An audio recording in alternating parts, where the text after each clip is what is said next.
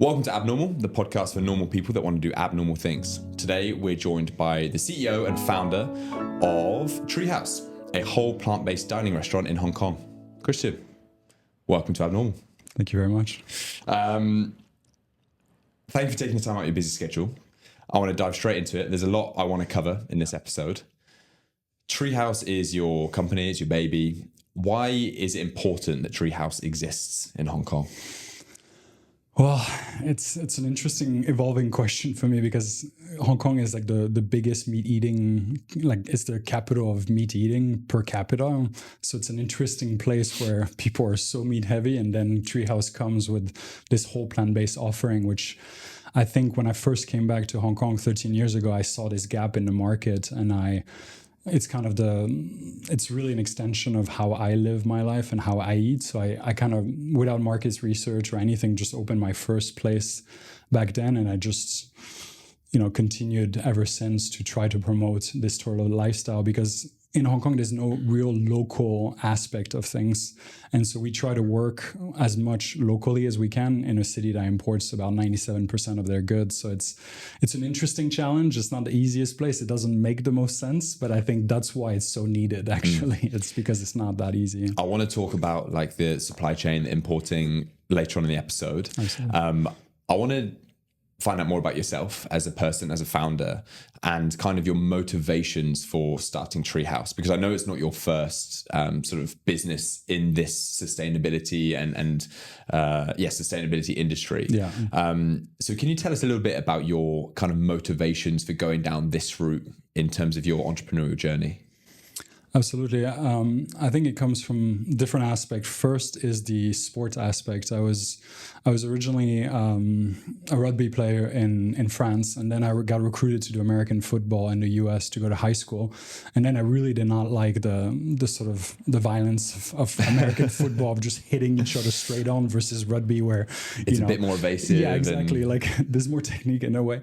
But then I switched to rowing, and I really got deep in the rabbit hole of rowing, and I even got recruited to go to Division I rowing college and this and that, and we were sponsored by Nike and all that kind of stuff. And then I was trying to find an edge at the time, so I started working individually with a nutritionist to try to see how I could play with different diets. So I went fully raw, fully vegan, fully vegetarian, mix with some meat, some fish, and I found that for me, again, it's specific to me, mostly plant-based diet really improved my performance. So that was my first understanding as an 18-year-old guy, to be like, what I put in my body does matter. Yes, I can burn crazy amount of calorie. It doesn't really affect or the way I look or whatever, but what I put in my body does have an impact on my recovery rate, on my mental clarity. And after it opened up this whole other worlds of things I didn't know, like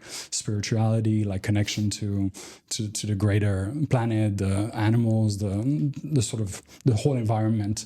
And that was unexpected. I didn't even plan to have that, but it was a natural side effect of experimenting with my diet. And I just started to see that it just really worked for me. And then fast forward a little bit, my mother was diagnosed with breast cancer. That kind of continued to evolve. And then I was seeing all the doctors' perspective where they'd never touch nutrition. Then they just really focusing on their treatments that they have, but never about prevention. And I was like, I went down the rabbit hole of medical industry, of how they do things. And at the same time, I was in Institut Paul Bocuse, which is one of the top cooking schools in the country in France, where I was learning what was the highest quality, the Michelin star quality, the sourcing, knowing where exactly an animal, like a chicken is from or this is from. And so it's all about knowing the actual place it comes from.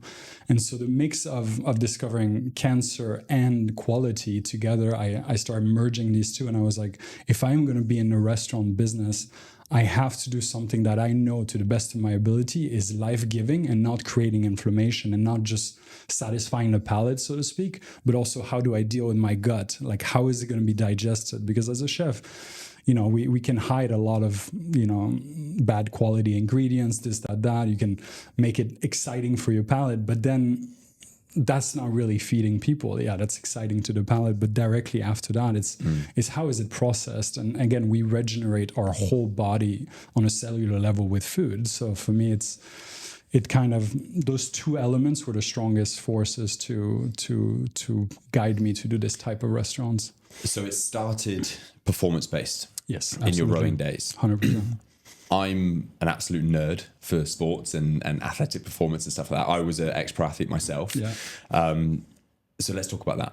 So when you were experimenting all these different diets back in your rowing days, what was it about do you say plant-based was the one that you settled on, or whole plant-based? Yeah, whole plant-based is very important. So what's the difference between whole plant-based and just plant-based? Well, plant-based can be anything that is technically vegan or deprived of animal product, animal derivative from honey to whatever. But whole plant-based means you're taking the whole ingredient. So you're not doing processing. You're not eating... I don't think, for example, like transitional meats, I call them transitional fake meats, like all the Beyond Meats, so on and so forth. These are great for transition, but I wouldn't stay on it. It's like fast food. It's like, highly processed. It's made by labs and scientific factories and not by humans. And so whole plant-based is just, again, using the whole ingredient, the whole plant itself, and minimizing the processing, and all the processing is actually done by chefs and real hands, and so it's not denatured. And so that's elevated. The one you settled on going through these experiments with your nutritionist. Yeah. And initially it started performance based. So what markers were you measuring in your performance to know that, okay, it's not animal based, it's not plant based, whole plant based, that's the one for me? Well, I think it was my ability to prevail. Like, obviously, rowing is a very difficult sport. It's the only sport that is derived from a capital punishment of just go row until the rest of your life. It makes a lot of sense, to be honest. It makes a lot of sense. It's like they throw you into that, and yeah, it's just, from a race, you almost start at a very high lactic threshold, like from the first stroke of a race. So it's really your ability to deal with, the load over time. So I just found that my recovery rates, like all the other guys in the team were eating normal. We had to eat 6,000 calories a day from the practices that we were doing. So, not jealous of the training, yeah, but then, jealous of the eating. They would do it like with cookies, with Big Macs, whatever. Like, we looked good, so it didn't matter. But then I was like, where does it go beyond that? And I started to feel like my mental strength was getting bigger and better than some of my teammates. And I quickly evolved from being... when I started rowing, I was literally the worst in the team, to being on the top boat directly after 1 year of rowing, and then staying on the top performing boat ever since, and just being very, very strong, which was the opposite of what was being said about manhood, about, get a steak, get a beer. Again, there's nothing wrong with that, but those doesn't make you a stronger, more able man to face the certain realities and so on. So I find that demystified that reality, and then gave me like this ability to prevail and to be very performant. Were you expecting that? Not at all. What were you expecting from those experiments with your nutritionist? Honestly, I was just trying to find a way that I could eat as close to 6,000 calories with the whole plant-based, because obviously the density is less, so it's hard to eat that many. So I had to do many meals and that kind of stuff, which I found to be quite cumbersome. But yeah, ultimately it kind of accidentally opened my eyes to it, that type of food was good for me. Again, I don't think everyone is the same. We all have to adapt our diet. I think a lot of people culturally should have meat and fish as well. I'm not at all against it. I'm always saying that you should have it at a high quality, very high quality, the best quality you can get, and to obviously keep a very strong balance of whole plant-based food, so about 80%, and then super high quality proteins. So you're not saying no to meat and fish or anything animal based. It's just anything you put in your body need to be the highest quality possible and minimal processing, I'm assuming. Yeah, as best as you can without creating frustration. So if I'm traveling and I need food, or I haven't prepped well or whatever, I'm not gonna stress out about it. I'm just gonna agree and go, because that is also an extreme that can be detrimental. That I, of course, went into extreme when I was early in my process, thinking I had to be perfect. But as you know, as an athlete, it's not about perfection. It's just about continuing to do when you don't even feel like it, you don't even see the vision. Right? Yeah, exactly. Just going about it. So also having that flexibility allows you to go back into your principle much stronger and much more determined, I think. Yeah, I do think that's one of the hardest things, especially when it comes to diet, is consistency. Yeah. Because you'll probably think the same as me, but I think training is the easy part. Yeah, I know. Training is anyone that wants to start like getting in shape or being healthy, go to the gym, running, sitting on a bike, swimming, rowing. That is the easy part because you feel good. You've done the exercise. You get the endorphins. You get all the hormone release. Yeah, exactly. But it's when you get home and you eat a bit extra because I've worked out, and it's that like daily discipline of sleeping well, eating well, drinking well, getting the right nutrients, vitamins, all that sort of 100%. stuff that just compounds and compounds. And I've always been pretty good with my diet. I say good in inverted commas because good for me was just what I thought was good in terms of not eating a load of processed shit, basically. Yeah, exactly. And like, yes, I've got a huge sweet tooth. Like my mum is just one of the best bakers in the world. Her brownies are amazing. So I grew up on that. So I've got a massive sweet tooth, but I don't live on it. And so I've always been pretty good, like whole balanced diet and all that sort of stuff. But only when I retired from being a professional rugby player. And then I did a proper prep phase for a High Rocks World Championships with a friend. And my coach told me, he's like, right, if you want a chance, you probably need to lose some weight. Because I was like 95 kilos. I wasn't a very good runner. And he's like, mate, it's just unnecessary weight. So I was like, okay, maybe like 88 is a good, it's a good amount of weight to lose, especially because I wasn't fat. I was just, I just needed to lose some weight. Only when I started like counting calories and actually being really strict of what I was putting into my mouth. Yeah. That was an educational process for me because the whole foods, the vegetables, I was looking for voluptuous food. And to be very honest, it wasn't only whole food that I was eating because a lot of the stuff I was eating was processed because it was super voluptuous and minimal calories. And for me at the time, I was like, I need this. It's going to satisfy my sweet tooth. Of course. So when you say about not causing any mental pain, that's super key, important. Yeah. And so on that, back to the performance, for me, it worked well. Like I lost a lot of weight and my running was good. And then I found a healthy medium. With your performance and with the rowing and I'm sure you exercise now. You look in very good shape. I just do calisthenics now. Calisthenics, okay. Yeah. So how do you continue to fuel your performance on a day-to-day basis now that you're not having to eat 6,000 calories a day? Well, I like to find something I don't need to think about, and I find that I'm naturally more extreme in general, but so I eat once a day for the most part. So I've been doing this for many, many years now. It just works for me. I like it. I love to, again, my focus on food is once a day. My focus on the quality is once a day. Putting it all together, cooking it. I cook for myself 90% of the time. What time do you eat? So I ate before. Usually I eat. I was going to say. Yeah, well, I hope we're not catching you when you're hungry. No. Well, I thought about it today. I was like, okay, do I show up fasted, which is good because I'm super sad. Clarity. Yeah. But then, okay, I cannot eat too much, so I'm not digesting during the podcast. But no, I ate before, and I'm just going to eat after. So today I'm doing two smaller meals instead of one big meal. Because it is hard to eat about 2,500 calories in one meal. Also. Is that your daily caloric intake? I try to be around that. I also went through the same process of you that you described of counting calories, which I don't do anymore. But just I think it was mind blowing to understand the density of food, crazy. And then you start you can see a size of something, and you can kind of know how much calories or macros. When you do it for long enough, and you research the foods, exactly. Things like olive oil. Avocados, eggs. I'm like, shit, that is high in calories. And before, I'm like, that's really good for me. It is good for you, I think. But it's just like if you are worrying about caloric intake, that's the stuff you need to worry about or think more about. I agree, but I don't think calories are one-to-one. They're not the same.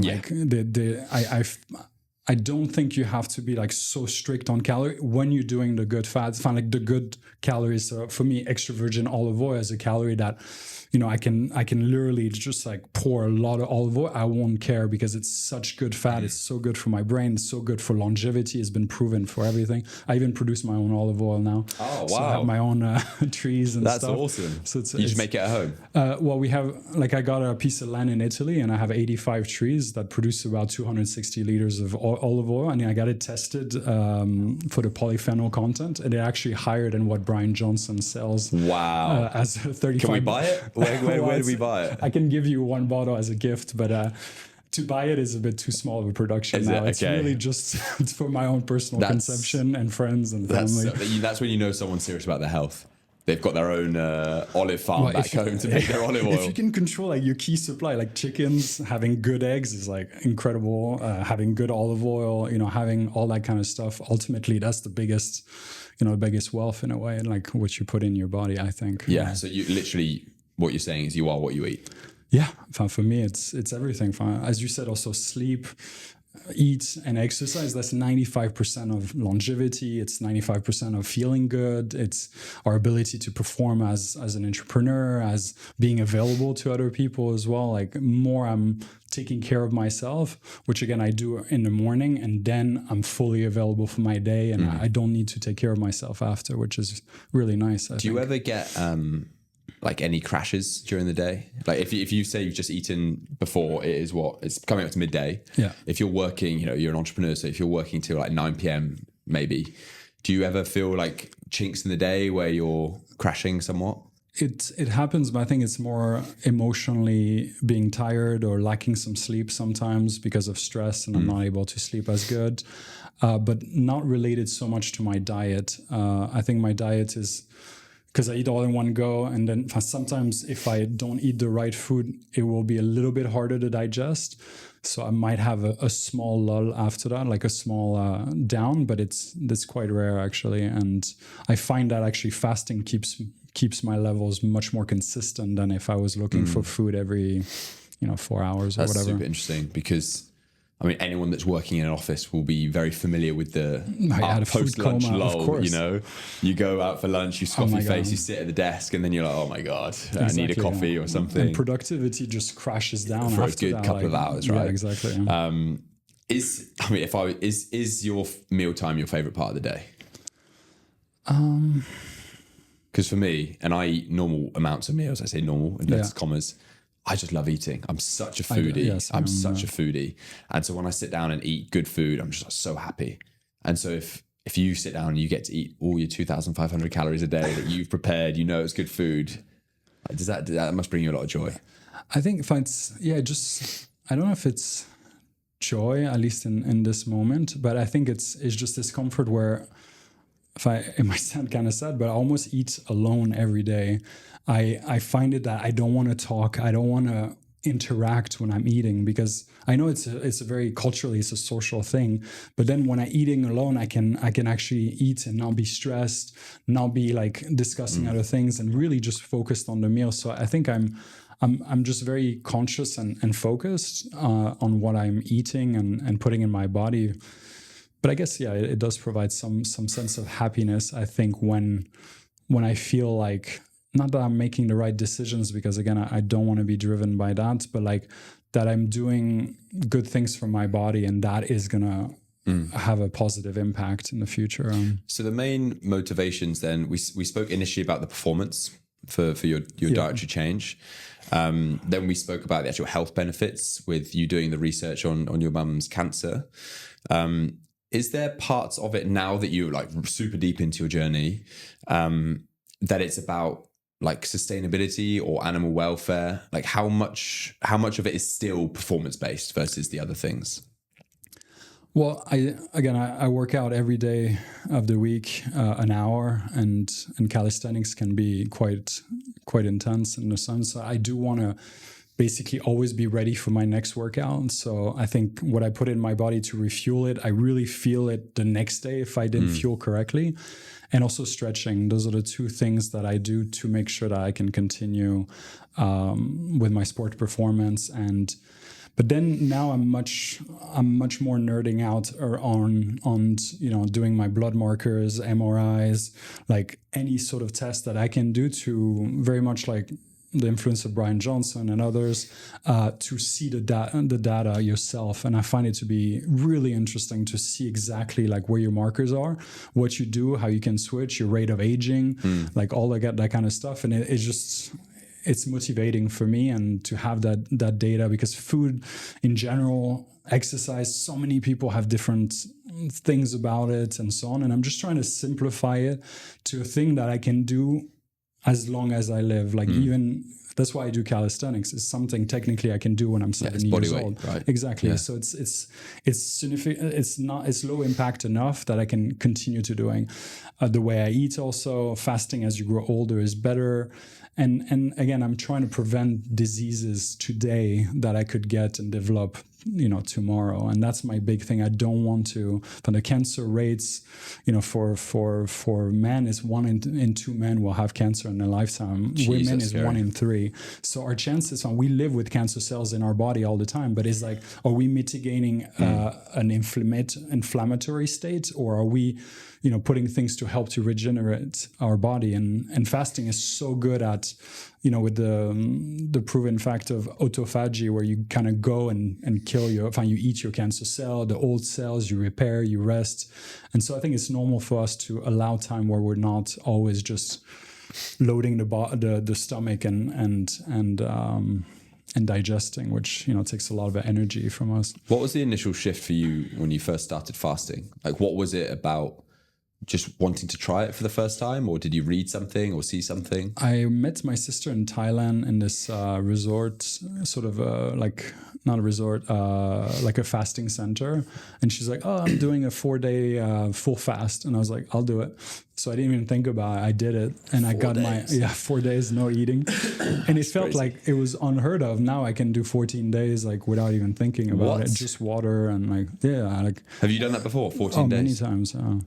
Oh my goodness. And it's not difficult. I could do 30, I'm sure. Like you could do it, of course. Like it's part of our human ability to prevail, survive, use the energy that we have stored. And there you go on. The only thing the side effects is you start elevating in clarity and things. So you start feeling disconnected from others because you're operating in a different state of mind. I think it's mind-blowing fasting. For me, it's the most powerful thing we have to heal ourselves. It's the most powerful tool.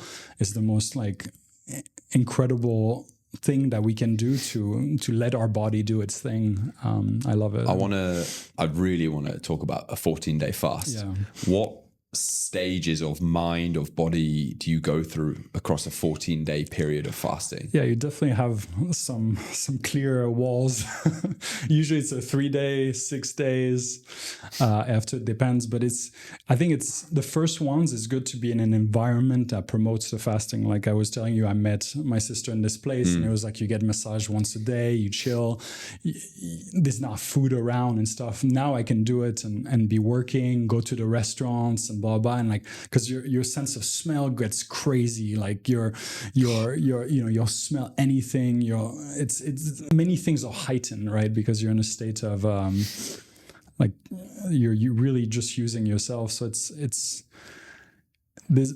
I think at first you got to learn that ability, but once you know it, it becomes extremely you feel so self-reliant. Like for me, it's like if I don't have food, we stop now, I'm not going to worry about it for a few days. And I can still work out, I can still do all these things, and it's so you're still training across a 14-day fast? Yeah, for sure. Every day?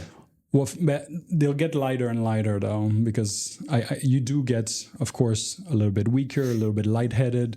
And when it's your first fast, you might be dealing with a lot of stuff that is, there's two stuff. So there's the stuff in your cells, heavy metals, how your fat stores the bad stuff in the fat cells and then stores it in your stomach or whatever, especially for men, but like in different parts of your body. So when your body is using that fat, it releases also those nasty sort of things in your body. So you have sense of feeling sick or feeling fluish or feeling this, but those, they don't stay. You don't get the flu. You just feel the symptoms as they process out of your body. So that's just your fat cells releasing these bad cells. Yeah, exactly. Which they're protecting you. So they're just putting it, storing it for later. And then now you're giving it time. So it's like, oh, I'm going to deal with my old folders. So now it's releasing them into the body and then your body's flushing them out over time of fasting. So you might feel and then if you break the fast, well, that you have to be very serious about.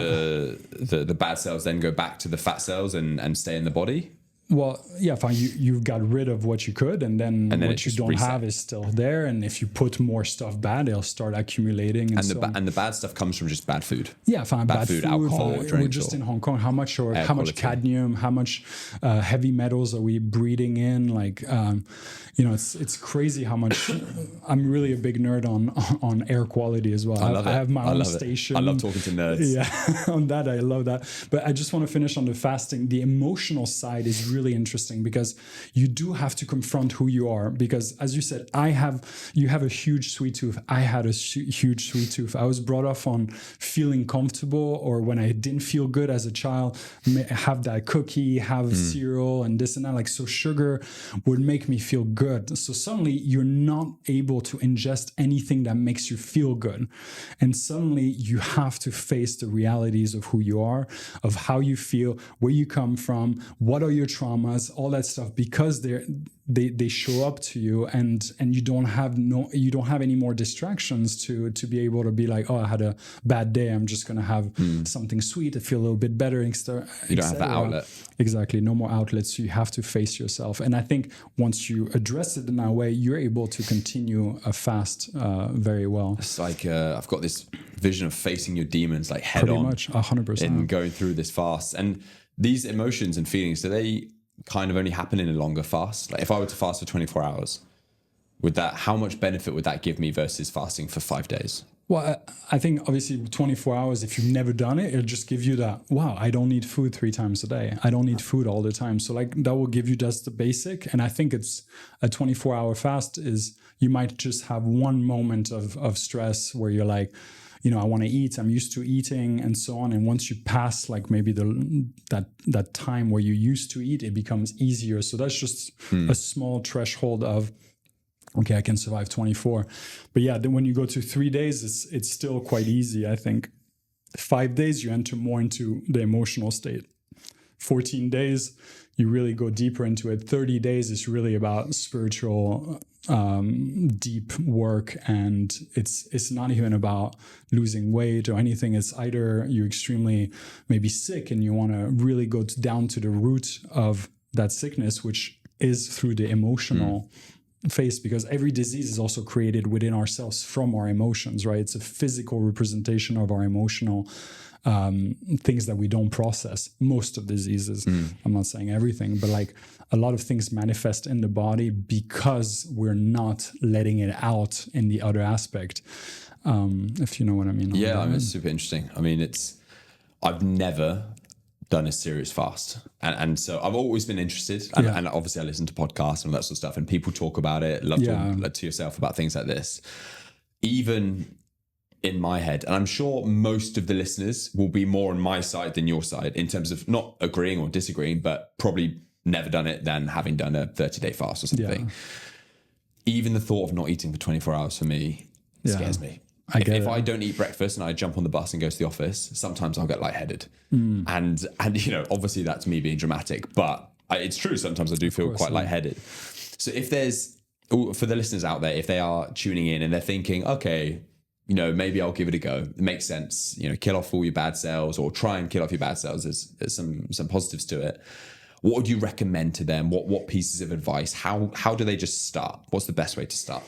Well, first do your own research, because all the research will help you in the moments that are bad. Because there will be moments where it's challenging, where it's like you want to quit. But you have to be very careful. When you go beyond a 3-day fast, you cannot break your fast anytime with anything. You have to be really careful beyond 3 days. like you have to at least consider 50% of the fast is a reintroduction period.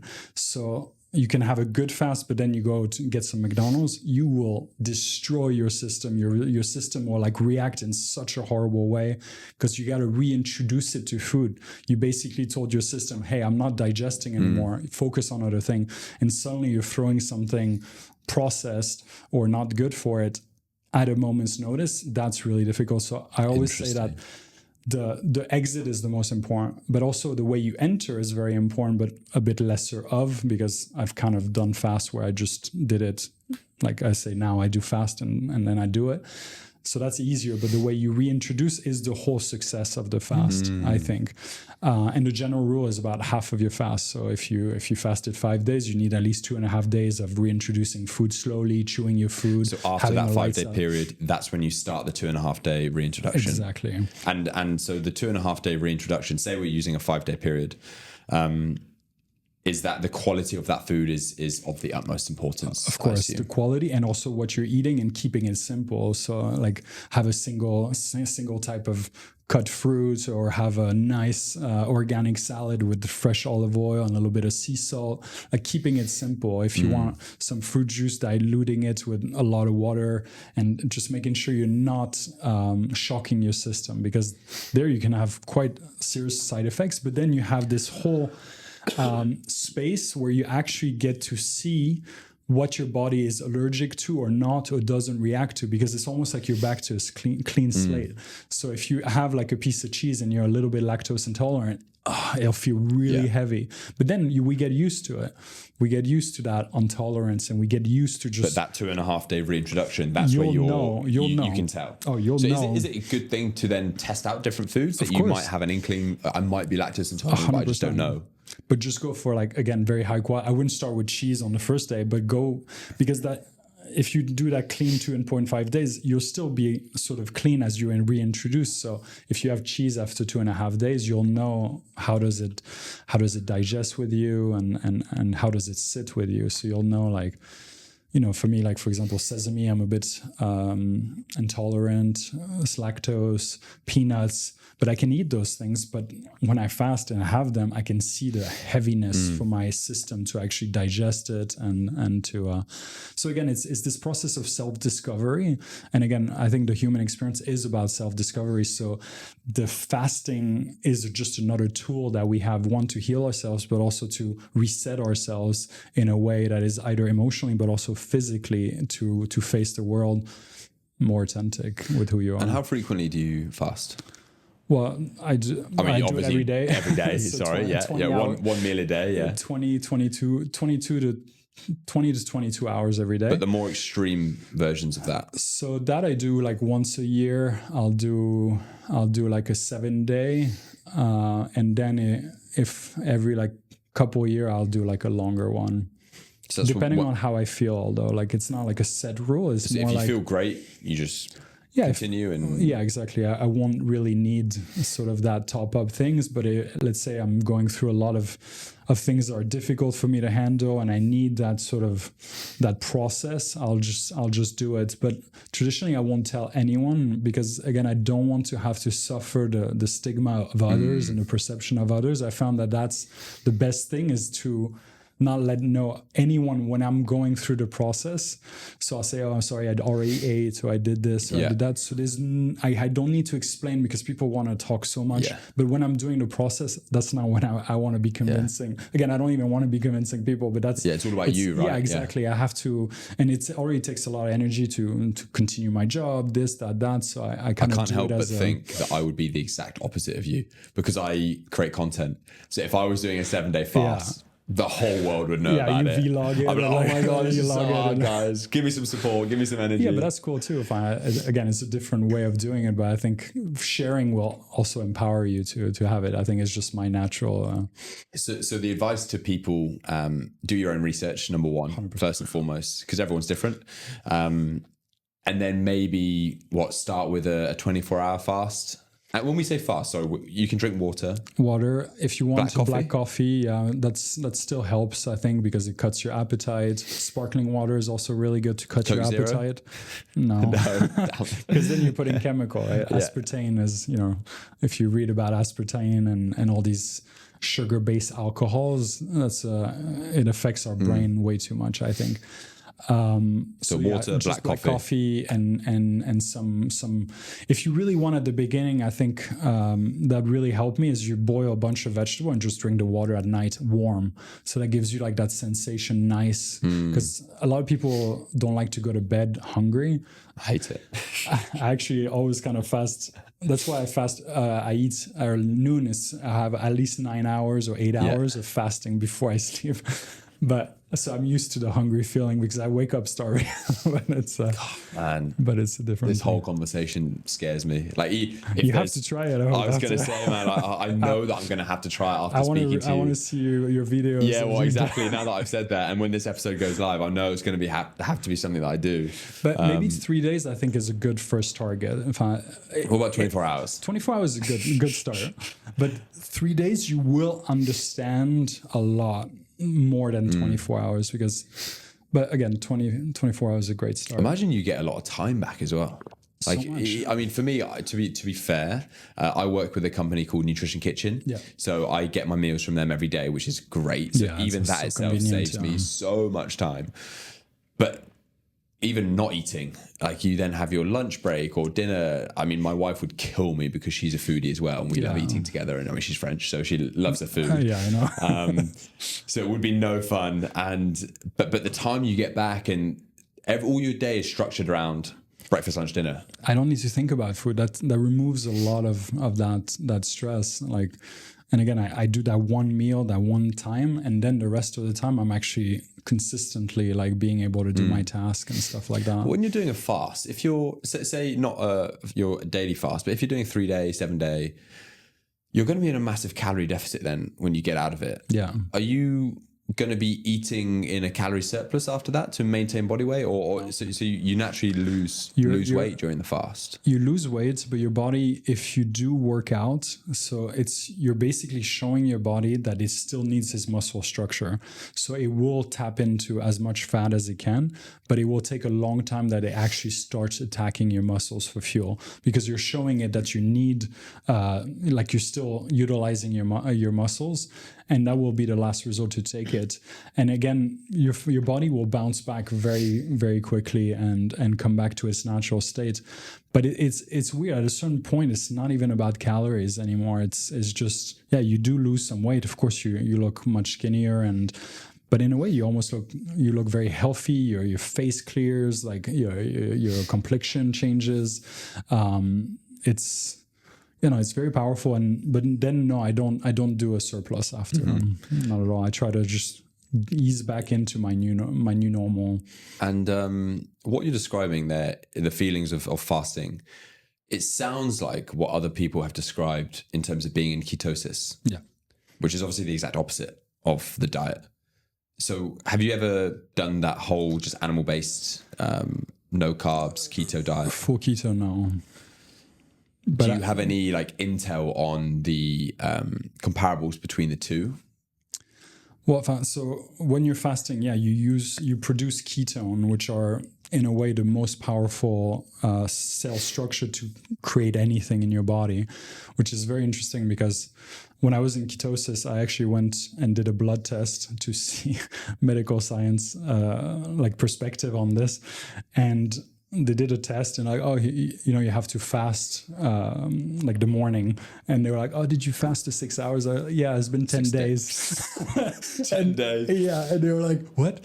And then they tested, and so they saw I had a huge, very high keto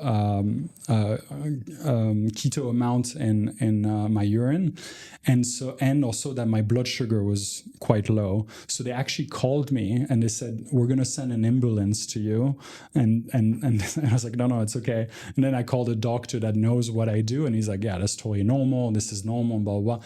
But it's not normal to have ketones normally coming out of your body. But when you've changed the same way when you eat keto, when you change your resource, which is now using fat instead of whatever else, that it relies on keto. So it is actually a very, very stable thing that keeps you, I think, your energy very consistent compared to the ups and downs of eating. It's almost like, in a way, it's such a clean energy. You wish you could stay on it, but again, I love food, I love this and that. But it's almost like sometimes when I get in that state of fasting for a long time, I almost don't want to transition back. I have to mentally say, okay, enough. Let's go back to it and reinsert, because the reinsertion again is the hardest part, I think, because you gotta eat little and But to answer on the keto part, I've never done it fully because I never believed I could eat that way all the time. And that's why I was never interested, because I find that any diet that is restrictive that I cannot do forever, I don't even want to do it, because there's no point. It's not sustainable. Yeah, exactly. So what's the point? And then we see that if we do something, as soon as we revert back, the inflammation shoots up, everything shoots up. So it's all about what are you willing to do without stress, that you can do consistently, that doesn't create frustration, that doesn't create like, oh, I cannot have this, or I don't want to disallow myself anything, like anything I can eat. But naturally, because I'm allowed and I want to make the choices, I tend to make better choices for myself. Do you ever have times where you like order a Domino's or eat a whole chocolate cake or drink alcohol? No, I don't drink. I that's easy because I don't like drinking. So that's not even You've never drank? No, I drank, but especially as a rower, like we partied once a week, in college, that kind of stuff. But I just never been a big drinker, but I did drink, but I haven't drank. Like, I don't even remember last time I drank, but even for my birthday, I won't even want a sip or anything like that. That was a health decision or like performance? I just don't like it. I'm not a big fan of how it does. And as we age, I'm sure you can notice that, is like a 2 beer, you'll feel it the next day. While when you're 18 to 20, 30, like it's totally like, for me, it's my sleep. Yeah, exactly. When I drink alcohol, it's insane. Oh my God, yeah. How much 1 pint of beer will affect my sleep. Exactly. And I don't think it ever used to, but also I never used to track it before. But I still drink, but I love having like a couple day beers with my friends in the sun. I don't particularly like going out, because then I'm drinking closer to bedtime, and I find most of the fun happens before 10 p.m. when you can actually talk to your friends and things. True. So if I do drink, I do like to have a bit of time before going to bed and to sleep. I don't know if there's any science behind that whatsoever, but for me, it's as soon as I drink beer or drink, my heart rate goes up, my skin temperature goes up. I really struggle to sleep. And then I'm a fiend, because actually food is my vice. If I want if I want to feel loved or feel happy, I'll order a Shake Shack. I'll order some shit food, and I just that's my thing. But there's a general rule that if you could make that Shake Shack experience for yourself, so make that burger, make that milkshake, whatever you like there, it will be so much healthier than getting it from a company that is not necessarily putting all the good stuff in it. I'm not specifically talking about Shake Shack, but just in general, as a restaurant operator, it's so difficult to operate a restaurant, and on top of that, when you add all the limitations of actually wanting to put good quality food, good quality oils, actually wanting to give your customer good stuff, it's like it's even worse. So that most of the people that do this are just giving you not the best quality per se. I'd imagine it's like a game of margins, right? As a entrepreneur, restaurant founder yourself, it's so funny that we've just spent the last 20 minutes talking about not eating. Yeah, and actually, we want to drive traffic to Treehouse, and you're the founder of Treehouse. Well, in between your fast, you can go to Treehouse. Exactly. Yeah, break your fast by visiting Treehouse. I find that very funny. You're here talking about these long fasts, and actually you're a restaurant owner. But how much of that, like, we're in Hong Kong filming this podcast, your restaurants are in Hong Kong, you live here. How hard is it to find those premium quality ingredients that you pride your restaurant on having and using in your meals? Well, I must say it's getting easier, because when I first started 13 years ago with my first brand called Manafa Slow Food, I had to import a lot of the things I wanted, which is totally different than now. So for example, I wanted to quinoa, I had to import it myself. Kale was not even a thing. I had to like bring it in and so on. Now there's a lot more suppliers and access to good quality food. You can go to a steakhouse and get a quinoa or kale salad or whatever. So the access to sort of whole foods has increased. And also there's great actual local companies that do wonderful things. Like, whenever we can, we work with local companies. So for example, for sourcing our tofu, tofu is one of those things, is very important that it's organic. And so that is organic tofu from a NGO that actually rehabilitates people that had mental illnesses, and they teach them how to make soy milk, tofu, and like it's a wonderful sort of nonprofit that really focuses on creating a good product. So those are example of our success story of that. But also we have like the kombucha is all made locally. We work with many different local partners that do create it here. We've worked with many farmers, but it's very difficult to get good quality produce here.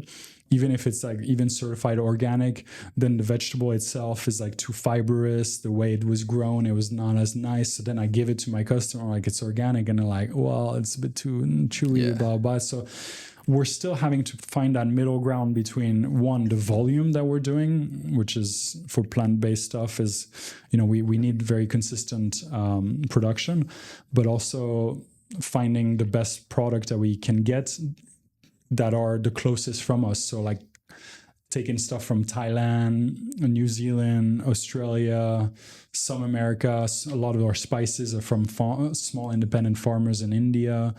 All our eggs are fully free-range organic. We used to get them from New Zealand, and now we actually have found a supplier that does it in Yunnan province in China, and it's fully really free-range. Not like they have a door open, they can go in and out. And again, a normal egg is 30 cents.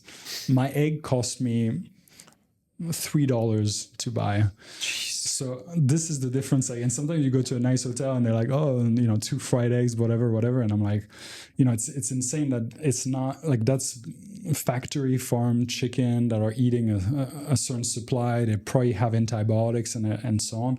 And then we're going for something that essentially it has to be something I'd be willing to eat, is my standard and my integrity. Well, it's a good way to be, right? Yeah, exactly. If you preach this lifestyle, then you need to... And if I go to Treehouse and I can't eat my own eggs or my own cheese or whatever produce we would have, or the oil, especially oil is a very big thing as well.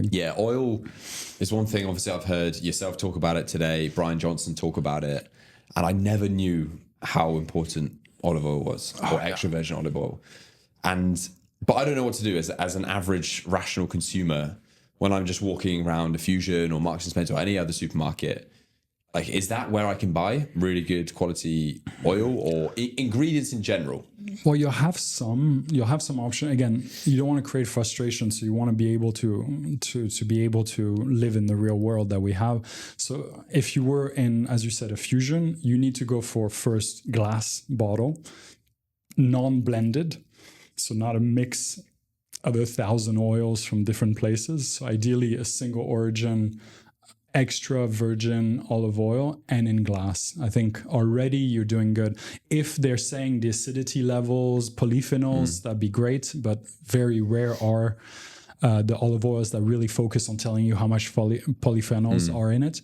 But I spend a lot of time in Italy now, and I like to, whenever I meet someone older, I ask them, how do you eat? And it's so interesting. Like I was talking to this older woman, and she's super healthy and into her 90s. And I was like, how did you grow up eating? And she was like, she described me this thing that found her breakfast, which was like fresh pieces of focaccia drenched in olive oil and then figs from the tree and make a sandwich out of that. And literally they just douse everything in olive oil. And it just seems that olive oil is just the most powerful, best oil that we have available. And then we have all these seed oils that are extremely processed, chemical extraction transported in tanks that then transported other stuff before, chemicals, petroleum, whatever. So you have traces of that inside your thing. And it's just literally was designed for the car industry and other thing. And then they were like, oh, let's try that on human. And if you smelled it, if you saw the process, you wouldn't want to touch it. I don't think so. But then, they have to deodor and remove the smell. They have to do all this chemical imbalance. And that will stay and be so hard for our body to process. So again, olive oil, coconut oil, avocado oil, high oleic sunflower oil is okay. If it's just sunflower oil, I would not recommend it. And after canola and all these others, I would not recommend as well. God, it feels like it's just a huge rabbit hole that you can go down.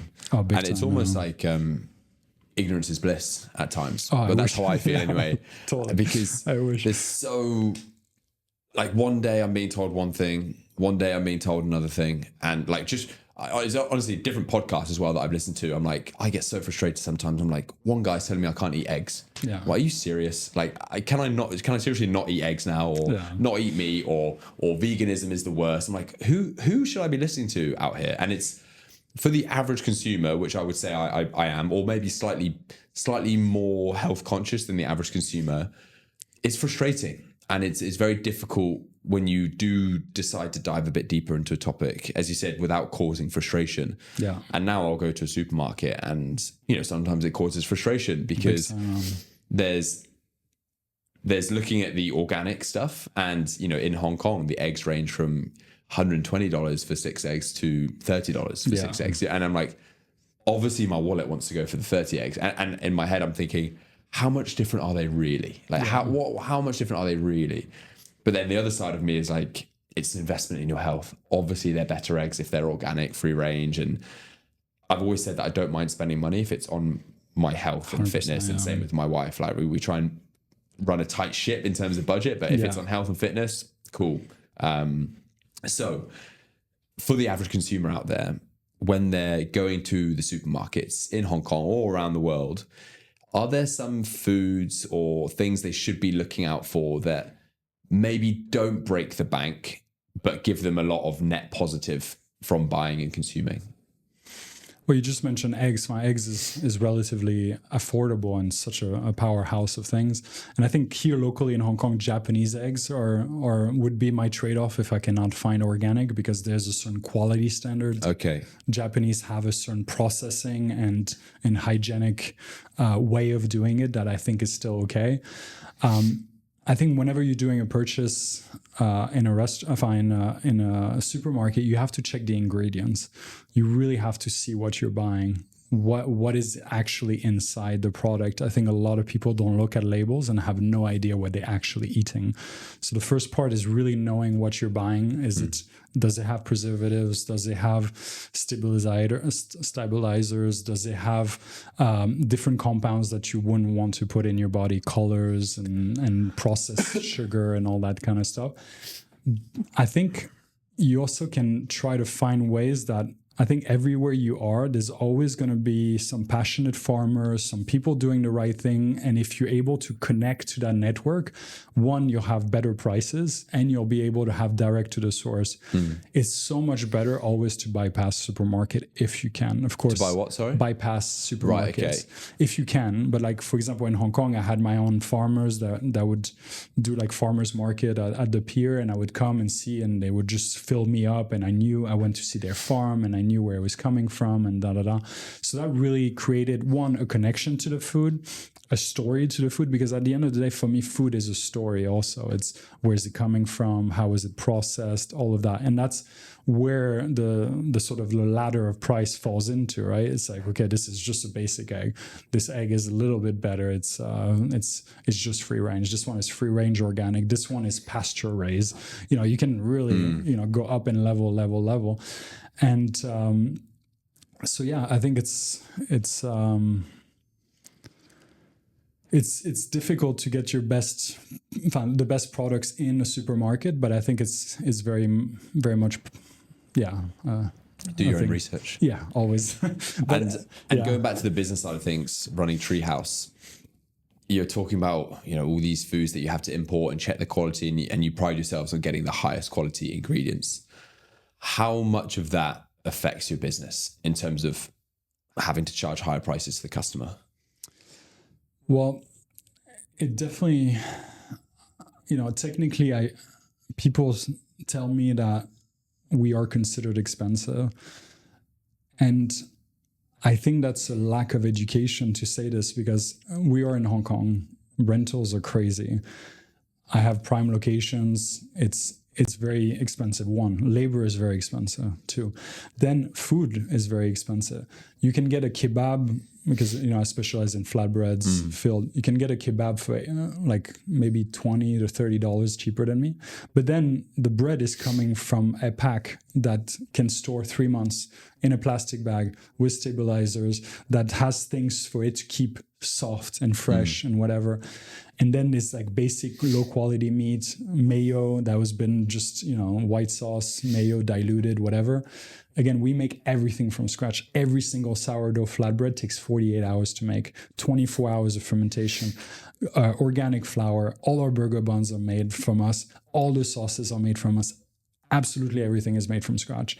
And so to have that price point and have all this quality is actually, it's almost like a fine dining restaurant style. Even in fine dining, they still use ketchup, they still use mayo, they still use canned product.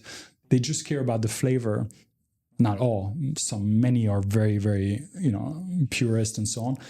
And then on top of that, we try to do the sustainable aspect, which that is not in demand. Most people don't care about. But then it's like, where's our food waste, our packaging waste? Where's it going? Well, we pay a service that comes and picks up from all our restaurants the trash, the packaging, and the food waste put together. Then it's shredded and commercially composted. And so that is diverting literally tons and tons of waste every single month from going just straight to the landfill, which is a huge Hong Kong problem. And then buying those packaging is about 10 times more than a basic box or whatever.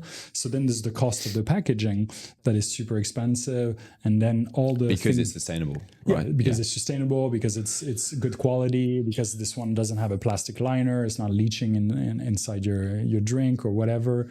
And then the team also, we want them to clean with good product that is not like toxic for themselves, organic cotton outfits, natural dyes, like.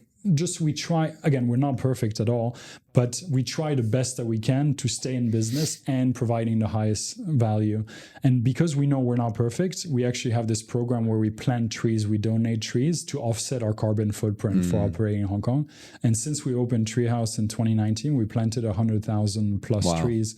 And even when we were making no money during COVID, like all these horrible things we had to go through. And again, we just feel like that's what we're about with Treehouse because of the name. We plant trees and we feed people. So we have a lot of initiatives to feed people in need here in Hong Kong. We've provided so many meals to people in Sham Shui Po and different areas of lacking the same exact quality that I would give a customer. Wow. I did not change the product. I did not change the experience. Sometimes it was mixed reviews because they didn't know what I was serving them, but at least I was integral with what we were serving. And where do you plant the trees? So we worked with this corporation called EdenProject.org, and we planted in Australia when there was the wildfire, and then now mostly we're in the mangroves in Madagascar because they lost about 90+% of all mangroves. So we've been focusing on that. Why? Because we can say that when you buy a combo, we actually plant a tree. So we pay all the admin fees, and then we have a per unit cost that we're able to actually give per combo sold. So that's what we liked. It was very transparent, and admin fees and cost of planting was separate. Yeah. So we like it that, we can trust that they're doing it. How hard is it then from everything that you're describing there in terms, we started the question on price point, right? So why, in your words, people think Treehouse is expensive or more expensive than an equivalent? Everything you're describing there seems to make complete sense as to why it's $20 or $30 a bit more expensive than a local kebab, right? If anything, from what you're describing, it sounds like good value from all the service you do. For me. but how much of that now then is about actually educating the customer to educate them on this is why it's a premium, and these are the products you're getting, and this is the whole story behind not just the food, the sustainability of Treehouse. How much of that is educating the customer? It's all about that, actually. I've been doing this for 13 years. Whenever I have an opportunity like this one to talk about what we do, is what we try to do, is to educate corporates, schools. I do a lot of school talks and that kind of stuff to educate what are we about and how is it different. Because if you compare just, okay, I usually spend $50 every lunch, and now I got to pay $88 or something to go to Treehouse. But then here you're getting just basic white rice, low quality chicken, let's say with the tempo and bad seed oil. That is going to create inflammation. While hopefully Treehouse will be just helping you to stay not in a state of inflammation, but actually contributing to a positive state. So yeah, it's all about education. I must say, after so many years of doing this, I feel like the sustainability element, we do it because we care. No one else really does care. It doesn't translate into sales. It doesn't translate into search of our business. It doesn't translate into a purchase. It just, there'll be like maybe 1 out of 30 people that'll be like, oh, this is cool, they do all this. And that's about it. Yeah. And then there'll be all these people that are just like, don't filter, because we have bins, like we show where everything goes, and we'll have people that just throw everything, even our trays, our metal trays, or because we want to reuse everything. They just throw everything, and it's just a lack of consciousness, and a lack of wanting to do these little steps. So it's a constant battle to explain why. But again, we are supported by a very strong and loyal consumer base that has a lot of resources, so they're not focused really on the price point. They're more focused on the quality and knowing that, hey, this can be my canteen. I can eat at Treehouse 3 to 4 times a week. We have people eating almost every day sometimes. So once they trust the integrity of what we do and who we are, then we really kind of are able to really build a relationship. But a lot of people are not focused on long term. They're focused on today. Okay, today is $50 cheap. Yeah.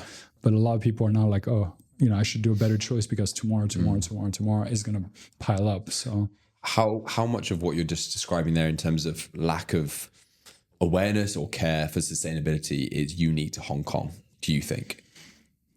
Well, yeah, it's true that Hong Kong I feel like the awareness has never been higher, and there's been so many talks, so many things where I was invited, so many things where they talk, but then they're serving meat, and there's always a disconnect.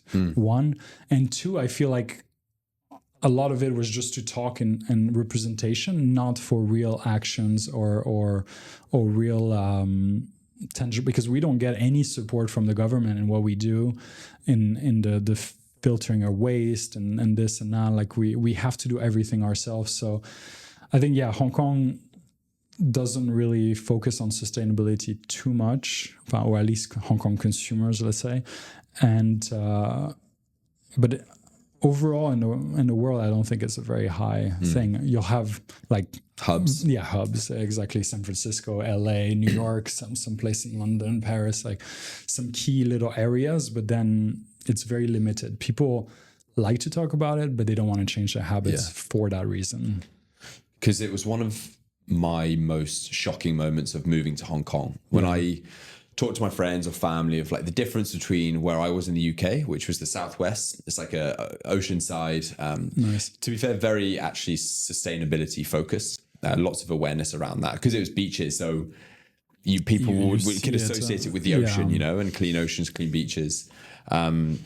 When I first came to Hong Kong, I had to do a 2-week quarantine at my apartment to COVID. Yeah, fun times. And so I was basically living off of Deliveroo's or Food Panda or some friends bringing some stuff over. But I could not believe the amount of plastic in every single meal. Yeah, it's insane. Every meal. I would order a meal for one just for dinner, and it would have 4 different containers, all plastic containers. And I'm like, okay, this is pretty shocking, but fine. I'll just find out the recycling for the building and deal with it then. No recycling, no way to recycle in my building. It was just everything in one bin. And that really took me back. They really threw me. And I'm not going to sit here on my high horse at all. I'm not super sustainability focused either. I eat meat. I do recycle. Like at home, we have our different containers, which we separate things into. Then every Sunday I go down to the recycling place and separate them. Yeah, exactly. I'm sure for your wife it's normal. She grew up with it. Yeah, exactly. So whenever we go back to France in summer, they have the separations. Exactly. And so we do the same in Hong Kong. And they'll penalize you if you don't do it. Like if you put them in the wrong bins. Yeah, exactly. So it's very much more active in other places. And here, it's sad to say, but you kind of become numb to it eventually. And I'm sure you don't because it's your business. But as the everyday consumer, after 6 months of ordering Deliveroo's, I'm like, oh, well, that's just, that's how they do things here. And if that's me having lived in the UK where it was pretty sustainability focused. And you've already been raised with that. Yeah, right? people that are raised here or don't know any different or haven't seen different, it's like, well, who's to blame? Like, who's to blame there because they don't know, the education's not there, or I don't know. And then you see a load of stuff, which I want to ask you as well. It's like, okay, you guys are doing great work with your sustainability piece. But then you hear stuff about like the biggest companies in the world. And if they're not the ones pushing it. Because it needs to be, the driver of change should be in the company, not on the consumer. Mm-hmm. If I give you a plastic bottle, you have to recycle. No, I should give you something that would be more in line with recycling doesn't work worldwide. 97% of all plastic, or maybe 93, sorry, is not being recycled. So recycling is a myth. First of all, it doesn't really work. I don't think it's a sustainable, real solution to anything. And you mentioned the oceans are filled with microplastic. Our bodies are filled with microplastic now. It's insane. But so that doesn't really work. I do believe the driver of change comes from companies because they have so much more influence, and they really they should not put the blame or the responsibility on the consumer.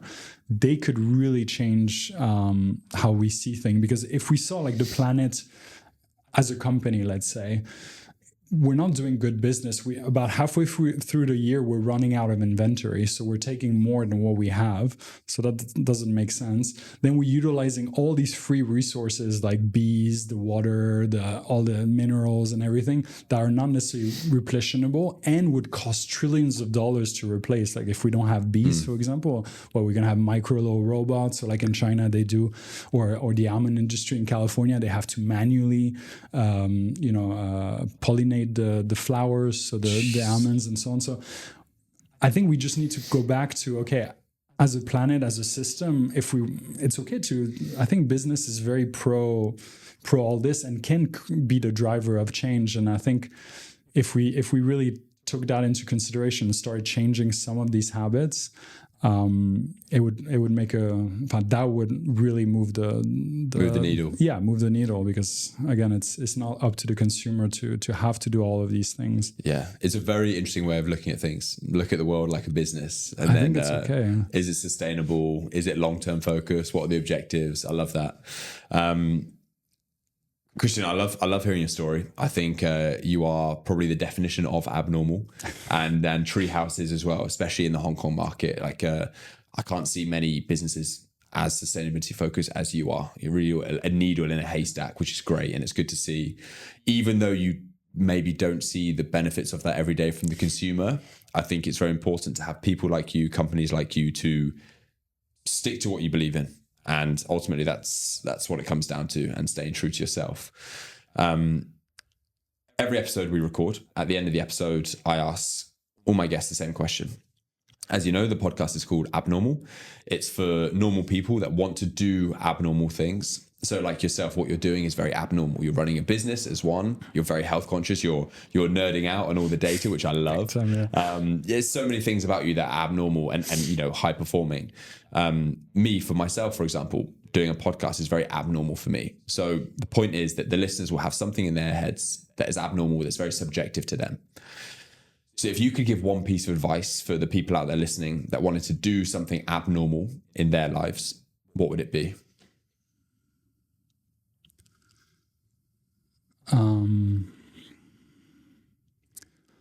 But does it feel abnormal when it's something you want to do? Like, how if it's driven from you and it's something about self-discovery, which again, I think is the point of the human existence in general, then doing anything that is bringing you closer to your truth can be considered abnormal because it's a new habit.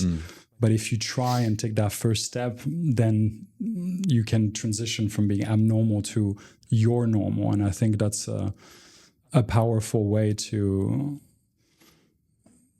discover yourself and live authentically in that sense. It's a good way of looking at things, because for people out there, normal people like myself, when you want to try and achieve that abnormal thing that you've got in your head, it's going to feel very abnormal to begin with. And, you know, I'm sat here talking to you now, and all the things you're describing to me are completely abnormal. But they're your normal. Yeah. You know, like a 14-day fast every 2 years. That's normal for you. And it's obviously paying dividends for you long term. And that's the way you're looking at things. So I love that, of taking that first step. It's going to be abnormal for now, but soon enough, if you stick with it, it's going to be your new normal. Exactly. And I love that.